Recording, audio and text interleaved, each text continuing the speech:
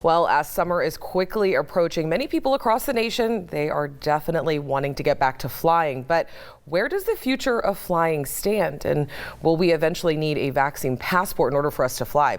Well, here to break all this down is the Senior Vice President of Legislative and Regulatory Policy for Airlines for America, Sharon Pinkerton. So Sharon, thank you so much for joining us today.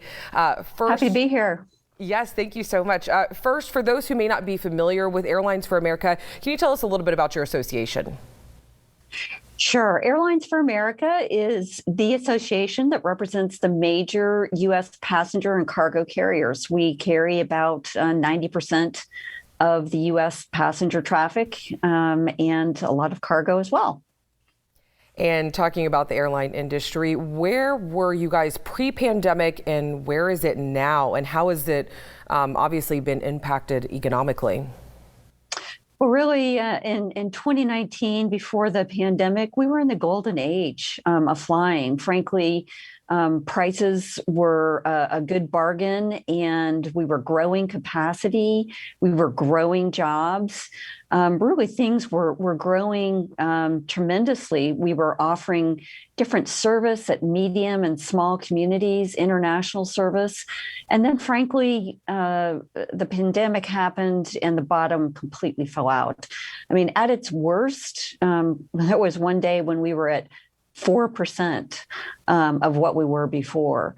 Fortunately, with the advent of the vaccines, and of course, the way we've approached this with our multi-layers of measures, we have seen domestic leisure travel come back. And that's really been fantastic as people are able to travel to Florida or travel out west to national parks or wide open spaces.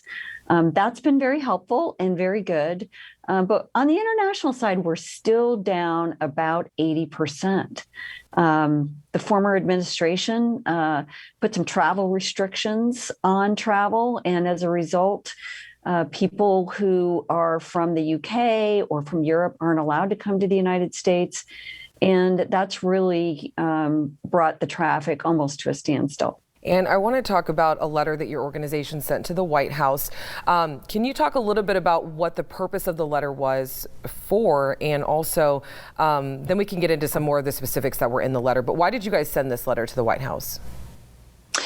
Sure. About 20 travel, tourism, labor, passenger organizations sent a letter to the White House to essentially say, hey, look, you know, the great news is the administration has been doing a fantastic job on the vaccine rollout.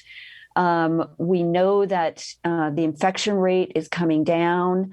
We're making progress. We can see this light at the end of the tunnel. We also know that countries like the EU have said that they are going to allow vaccinated travelers from the US to go to the EU.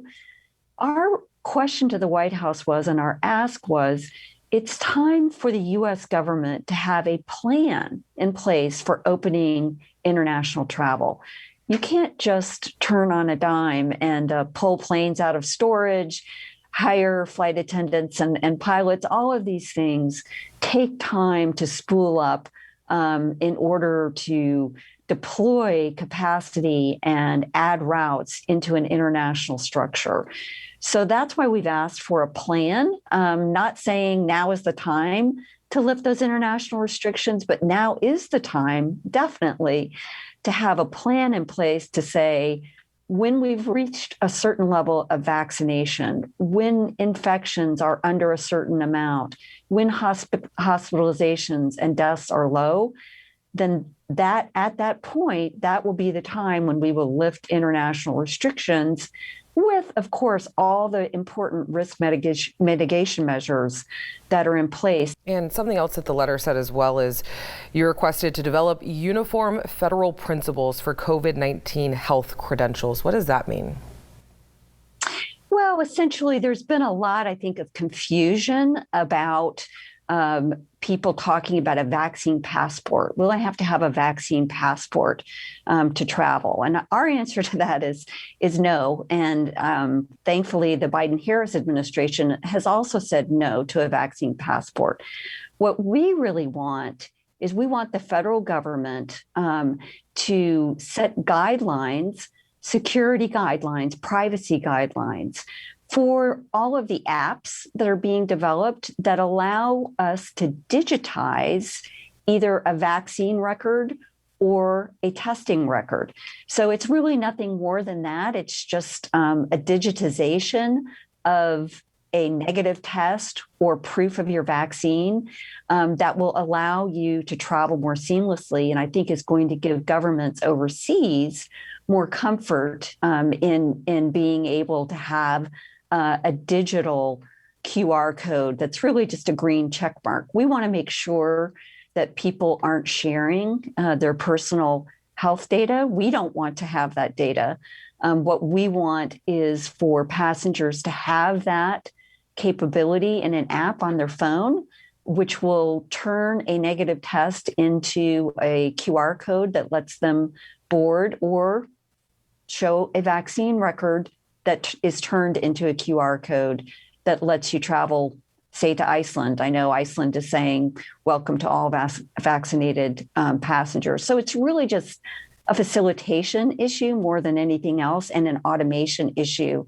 I kind of liken it to TSA PreCheck or Global Entry. You don't have to sign up for those services, but if It's you something that do makes your choose travel a to little bit automate, easier. you can do that with more ease. Yeah, it just helps your travel just get a little bit easier so you're not walking around with a bunch of documentations.